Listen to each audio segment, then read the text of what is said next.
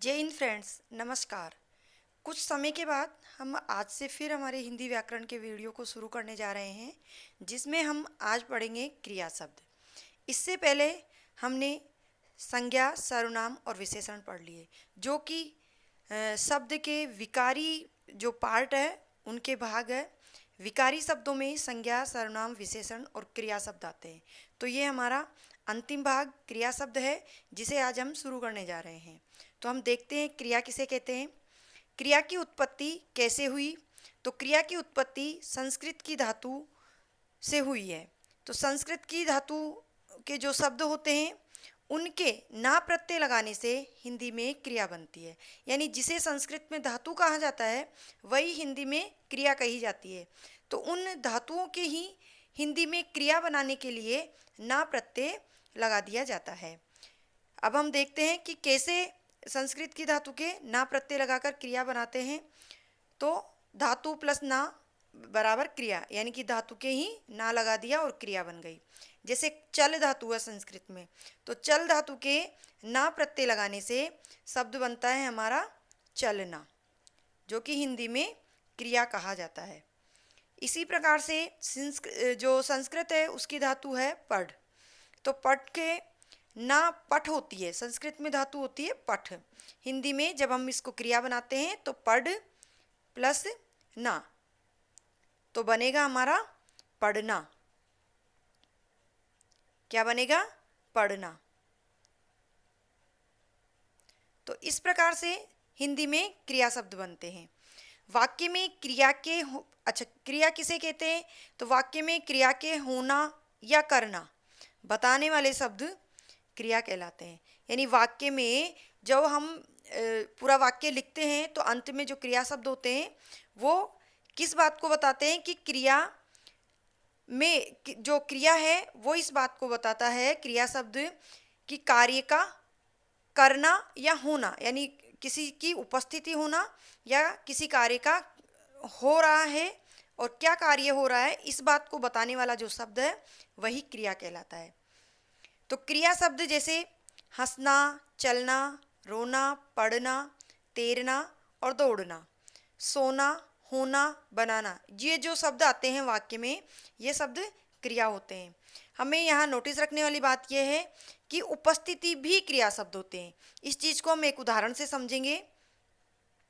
राम लिखता है या लिखने का कार्य हो रहा है, यानी जो लिखने का कार्य है इस बात को बताने वाला शब्द ही क्रिया कहलाता है। यानी राम लिखता है, जो लिखता शब्द है वो क्रिया है। और वाक्य में इस बात से पता चल रहा है कि जो कार्य हो रहा है वो लिखने का हो रहा है। जैसे कि हमने परिभाषा में पढ़ा कि वाक्य का होना या करना, यानी किसी कार्य को कर रहे हैं इस बात का पता जिस शब्द से चलता है उसे क्रिया कहा जाता है। दूसरा है राम घर में है। राम की घर में उपस्थिति इस बात को जाहिर कर रही है कि राम क्या कर रहा है या राम कहाँ है।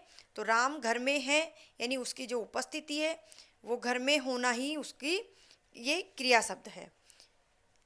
तो हम देखते हैं क्रिया के भेद। तो क्रिया कितने प्रकार की होती है, हम क्रिया के भेद के बारे में बात करते हैं। तो कर्म के आधार पर क्रिया को दो भागों में बांटा है। संरचना के आधार पर क्रिया के 8 भेद हैं और काल के आधार पर क्रिया के 3 भेद हैं। तो हम सबसे पहले पढ़ेंगे कर्म के आधार पर क्रिया के भेद। जो कर्म के आधार पर क्रिया के भेद होते हैं वो 2 प्रकार के होते हैं, सकर्मक क्रिया और अकर्मक क्रिया। सकर्मक क्रिया को भी जानेंगे और अकर्मक क्रिया को भी जानेंगे, और साथ ही इनके भी 2 भेद हैं, इनको भी हम देखेंगे। तो जो सकर्मक क्रिया है उनके 2 भेद कौन से हैं? एक कर्मक क्रिया और द्विकर्मक क्रिया। एक कर्मक से अर्थ है वाक्य में एक ही कर्म का होना। इसी प्रकार से द्विकर्मक में जो क्रिया के 2 कर्म होते हैं अगर वाक्य में तो वह द्विकर्मक क्रिया कहलाती है। और अकर्मक क्रिया के 2 भेद हैं, वह है पूर्ण अकर्मक क्रिया और अपूर्ण अकर्मक क्रिया। तो हम इनको विस्तार से पढ़ेंगे तो हमें समझ में आएगा कि इनके जो भेद है वो किस प्रकार से हैं। तो हम सबसे पहले अकर्मक क्रिया देखते हैं। अकर्मक क्रिया किसे कहते हैं? जिस वाक्य में क्रिया का प्रभाव या फल कर्ता पर पड़ता है और वाक्य में कर्म प्रयुक्त नहीं होता है। तो देखो एक बात तो ये है कि जो क्रिया का फल या प्रभाव है, यानी क्रिया किसके अनुसार होगी, तो जो क्रिया का प्रभाव है वो कर्ता पर पड़े या क्रिया कर्ता के अनुसार हो और वाक्य में कर्म नहीं हो तो उसे अकर्मक क्रिया कहते हैं। यानी कर्म की उपस्थिति भी नहीं होगी और जो क्रिया का प्रभाव या फल है या जो क्रिया है वो कर्ता के अनुसार होगी तो वो अकर्मक क्रिया कही जाएगी। इसकी पहचान है, देखो वाक्य में हमें क्या पता चलेगा, इसकी पहचान क्या होगी, भाव, गति या दशा का बोध होगा। यानी किसी कार्य का जो करना पता चलता है क्रिया में, वो नहीं होकर के हमें जो क्रिया है वो इस प्रकार की होगी जो भाव, गति या दशा का बोध होगा। ये एक तरह से जो प्राकृतिक चीज़ें होती है वो अकर्मक क्रिया में होती है, जैसे उठना, सोना, चलना, उड़ना, हंसना। इसका किसी अन्य कर्म पर प्रभाव नहीं पड़ता है इन चीज़ों का, तो वहाँ अकर्मक क्रिया होती है। उठना प्राकृतिक है, सोना प्राकृतिक है, चलना, उड़ना, हंसना ये सब प्राकृतिक है। तो अकर्मक क्रिया की यही पहचान है कि जहाँ भाव, गति या दशा का बोध हो और इस प्रकार की जो शब्द आते हैं कि ये क्रिया शब्द हैं, ये अकर्मक क्रिया में आते हैं। उठना, सोना, चलना, उड़ना, हंसना आदि। उदाहरण से हम समझते हैं, श्याम सो रहा है, यानी श्याम क्या कार्य कर रहा है, सोने का कार्य कर रहा है, लेकिन यहाँ कोई कर्म नहीं है और कर्म की आवश्यकता भी महसूस नहीं हो रही है। यानी जो क्रिया की जा रही है वो सोने की क्रिया है और प्राकृतिक है कि व्यक्ति सोता है। इसी प्रकार से पक्षी उड़ रहे हैं, ये हम जानते हैं कि पक्षी उड़ते हैं, उड़ने का कार्य करते हैं, पक्षी उड़ रहे हैं, लेकिन यहाँ कोई कर्म नहीं है या और क्रिया का प्रभाव भी किसी प्रकार के कर्म पर नहीं पड़ करके जो क्रिया है वो कर्म के अनुसार है, कर्ता के अनुसार है। सॉरी, मैं जल्दी उठता हूँ, मैं जल्दी उठता हूँ, मैं उठता हूँ, दौड़ता हूँ, पढ़ता हूँ, हंसना, सोना, ये जो है ये सब अकर्मक क्रिया की पहचान है। तो अब हम देखते हैं अकर्मक क्रिया के भेद। हमने देखा अकर्मक क्रिया के दो भेद होते हैं, पूर्ण अकर्मक क्रिया और अपूर्ण अकर्मक क्रिया। तो सबसे पहले हम देखते हैं पूर्ण अकर्मक क्रिया क्या होती है। जो क्रिया बिना कर्म के, ध्यान देना है, पूर्ण अकर्मक क्रिया, पूर्ण रूप से जहाँ अकर्मक यानी कर्म नहीं हो, शब्द में ही हमें परिभाषा समझ में आ रही है कि पूर्ण अकर्मक। यहाँ ध्यान देना है, अ लगा हुआ है यानी जिसमें कर्म नहीं हो। जो क्रिया बिना कर्म के पूर्ण अर्थ प्रकट करती हो, जिसमें कर्म भी नहीं है परंतु वाक्य हमें पूरी तरह समझ में आ रहा है, पूरा अर्थ दे रहा है वाक्य, तो वो पूर्ण अकर्मक क्रिया होगी। जैसे रीता खा रही है, रीता क्या काम कर रही है, खाने का। सीता सो रही है, सीता सोने का काम कर रही है। तो ये पूर्ण रूप से अकर्मक क्रिया है, इसमें कोई परेशानी नहीं है। सिर्फ ये देखना है कि इसमें ना तो कर्म है और जो कर्ता पर क्रिया का प्रभाव पड़ रहा है, यानी कि जो क्रिया है वो कर्ता के अनुसार है। अब हम देखते हैं अपूर्ण अकर्मक क्रिया, इसे ध्यान से देखना है जब ये समझ में आएगी। अपूर्ण यानी जो पूर्ण नहीं है, पूर्ण रूप से अकर्मक नहीं है, कर्म है या नहीं है ये वाक्य में हमें देखना है। जिस क्रियाओं की पूर्णता के लिए, यानी यहाँ जो क्रिया थी पूर्ण अकर्मक में वो कर्ता के अनुसार थी और वाक्य पूरी तरह समझ में आ रहा था, जबकि उसमें कर्म नहीं था, तब भी वाक्य अर्थ दे रहा था। अब यहाँ देखना है कि जो वाक्य है उसमें जो क्रिया की पूर्णता के लिए कर्ता से संबंध रखने वाले किसी शब्द की आवश्यकता पड़ती है। यानी वाक्य को समझने के लिए किसी ऐसे शब्द की आवश्यकता पड़ती है जो कर्ता से संबंध रखता है। कर्म नहीं है, वाक्य में कर्म नहीं है, क्योंकि क्रिया ही जो हम क्रिया पढ़ रहे हैं वो अकर्मक पढ़ रहे हैं, तो इसमें कर्म नहीं है, परंतु उसके अतिरिक्त किसी ऐसे शब्द की आवश्यकता पड़ती है जो कर्ता से संबंध रखता है और उसको वाक्य में होने से ही हमें वाक्य समझ में आता है। अगर उस शब्द को हटा दिया जाएगा तो वाक्य समझ में नहीं आएगा। इसीलिए परिभाषा है कि जिस क्रियाओं की पूर्णता के लिए, यानी क्रिया पूर्ण रूप से प्रकट हो, अर्थ पूर्ण रूप से प्रकट हो, इसके लिए किसी ऐसे शब्द की आवश्यकता पड़ती है जिसका संबंध किससे है, कर्ता से, क्योंकि कर्म तो यहाँ है ही नहीं, तो जिसका संबंध कर्ता से हो वहाँ अपूर्ण अकर्मक क्रिया होती है, यानी अपूर्ण अकर्मक क्रिया उसे ही कहा जाता है। जैसे देखो उदाहरण से ही हमें समझ में आएगा, विपुल बुद्धिहीन है। ये एक वाक्य है जो हमें पूरी तरह समझ में आ रहा है। केशव बहुत तेज निकला। तेज निकला या तो पढ़ाई में तेज निकला या चालाकी में तेज निकला, हम सोच सकते हैं, अनुमान लगा सकते हैं और समझ में आ रहा है वाक्य। लेकिन इसमें ऐसे शब्द जो कर्ता से संबंध रखते हैं और क्रियाओं की पूर्णता के लिए वो वाक्य में उपस्थित है, अगर उनको हम हटा देते हैं तो वाक्य हमें समझ में नहीं आएगा। वाक्य में हीन और तेज शब्द, या हीन और तेज शब्द को हम वाक्य से अगर निकाल देते हैं जो कि कर्ता से संबंध रखते हैं तो वाक्य अपूर्ण हो जाता है। जैसे विपुल बुद्धि है, केशव बहुत निकला। तो केशव बहुत क्या निकला और विपुल बुद्धि है, ये कोई वाक्य समझ में आने वाला नहीं है, अर्थात इससे वाक्य की अर्थ बोध नहीं हो रहा है। तो ऐसे शब्द जिनसे वाक्य समझ में आता हो, क्रिया की पूर्णता प्रकट होती हो, तो वो अपूर्ण अकर्मक क्रिया कहलाती है। अगर इन्हें हटा देते हैं तो वाक्य में समझ में नहीं आएगा और इनकी उपस्थिति से ही वाक्य समझ में आता है। यहाँ ये ध्यान देना है, ये कर्म नहीं है, ये कुछ ऐसे शब्द हैं जो कर्ता से संबंध रखते हैं और क्रिया की पूर्णता प्रकट करते हैं। तो ये थी अपूर्ण अकर्मक क्रिया। मैं उम्मीद करती हूँ आपको अकर्मक क्रिया के दोनों भेद अच्छे से समझ में आए होंगे। अगर आपको वीडियो पसंद आता है तो प्लीज़ वीडियो को लाइक करें, शेयर करें और चैनल को सब्सक्राइब करें। अपने दोस्तों को भी शेयर करें जिससे उन्हें भी समझ में आए। हम यहाँ पूरी तरह समझाने का प्रयास करते हैं और जो भी टॉपिक लेते हैं उसको पूरी तरह समझाते हैं ताकि आगे आपको परीक्षा में किसी प्रकार की कोई समस्या नहीं हो।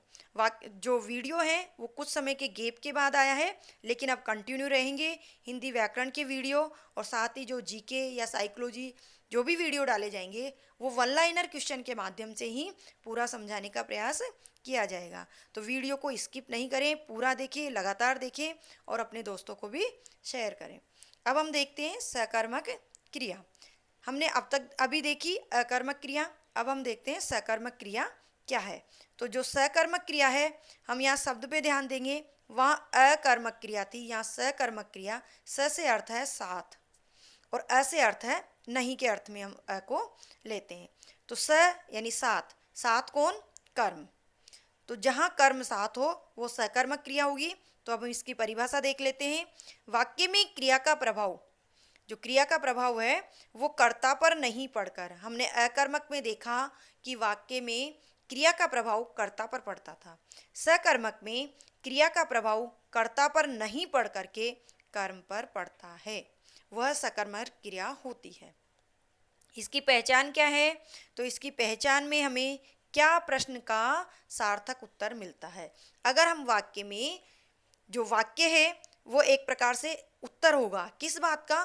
क्या प्रश्न का। तो हम इसकी पहचान करने के लिए प्रश्न पूछ के देखेंगे अपने ही मन में कि क्या ऐसा है। अगर हमें उसका सार्थक उत्तर प्राप्त होता है तो वो सकर्मक क्रिया होगी।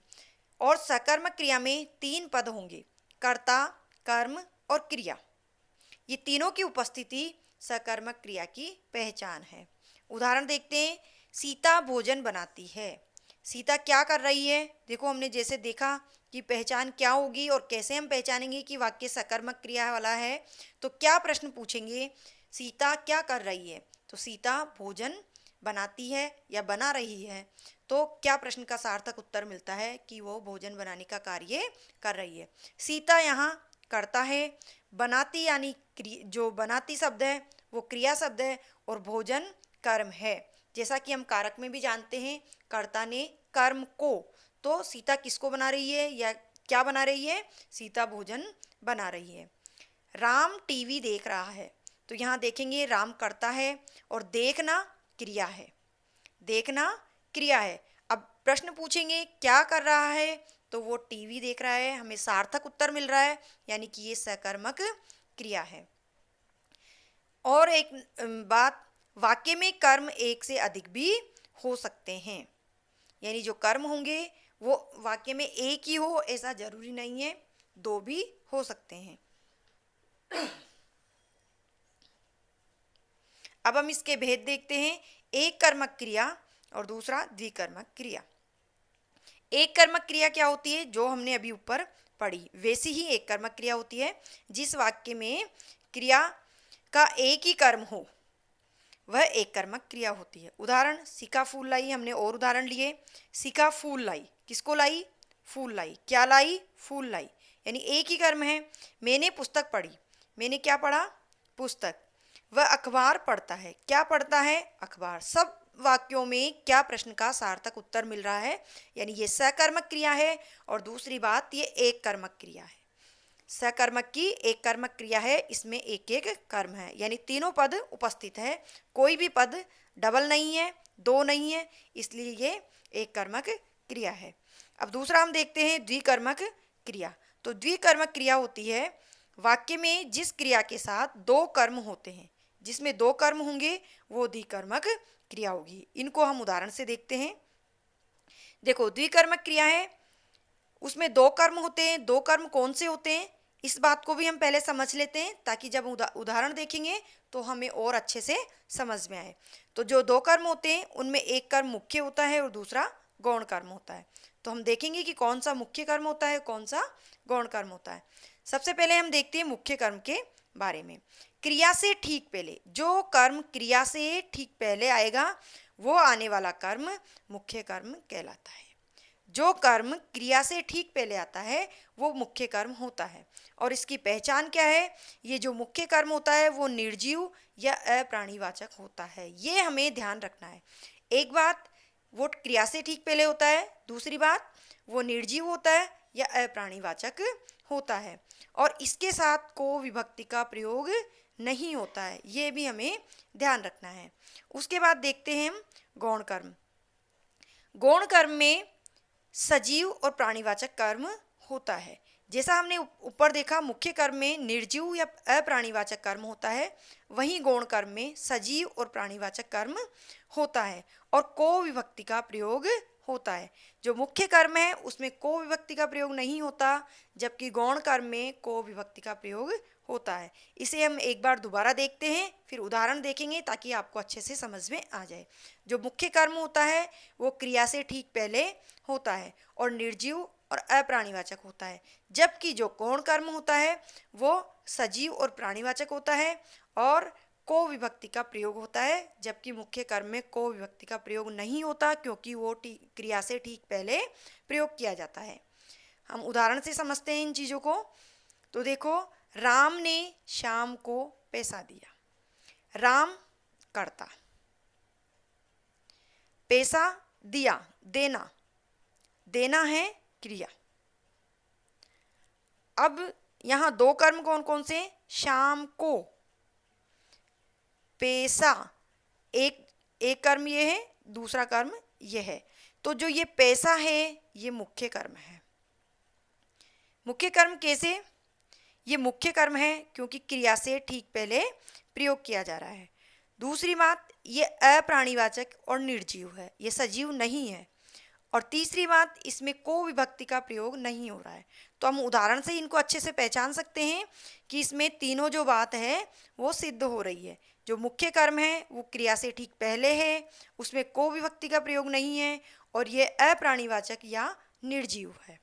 वहीं जो श्याम को है वो दूसरा कर्म है जो गौण कर्म है, और गौण कर्म में प्राणीवाचक या सजीव होता है गौण कर्म, और उसमें को विभक्ति का प्रयोग भी होता है। तो ये सारी बातें यहाँ उदाहरण में समझ में आ रही है। मैं उम्मीद करती हूँ आपको इस वाक्य से जो द्विकर्मक क्रिया है वो अच्छे से समझ में आई होगी। अब हम दूसरा उदाहरण देख लेते हैं। माँ ने नौकरानी से काम करवाया। माँ ने नौकरानी से काम करवाया। माँ कर्ता, कर्ता ने कारक चिन्ह भी है यहाँ पे। तो दूसरा करवाया क्रिया है। अब क्या बचे? नौकरानी से और काम। काम करवाया यानी जो क्रिया से ठीक पहले है वो मुख्य कर्म है। मुख्य कर्म निर्जीव है, अप्राणीवाचक है और को विभक्ति का प्रयोग भी नहीं है। अब यहाँ हम देखेंगे नौकरानी जो कर्म है ये गौण कर्म है, क्योंकि ये क्रिया से ठीक पहले प्रयोग नहीं हो रहा है, जैसा हमने देखा। दूसरी बात, ये सजीव है। अब यहाँ हमें ध्यान देना है कि यहाँ को विभक्ति का प्रयोग तो नहीं हो रहा है, लेकिन ये सजीव है और ये क्रिया से ठीक पहले भी प्रयोग नहीं हो रहा है, तो ये निश्चित रूप से गौण कर्म है। और कई बार को विभक्ति का प्रयोग नहीं होकर के अन्य कुछ शब्द भी आ जाते हैं, लेकिन ये गौण कर्म है, ये हमें ध्यान देना है, क्योंकि बाकी और चीज़ें तो सेम मिल रही है यहाँ।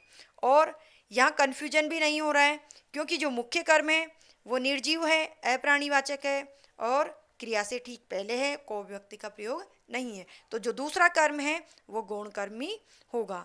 तो उम्मीद करती हूँ वीडियो आपको पूरा पसंद आया होगा।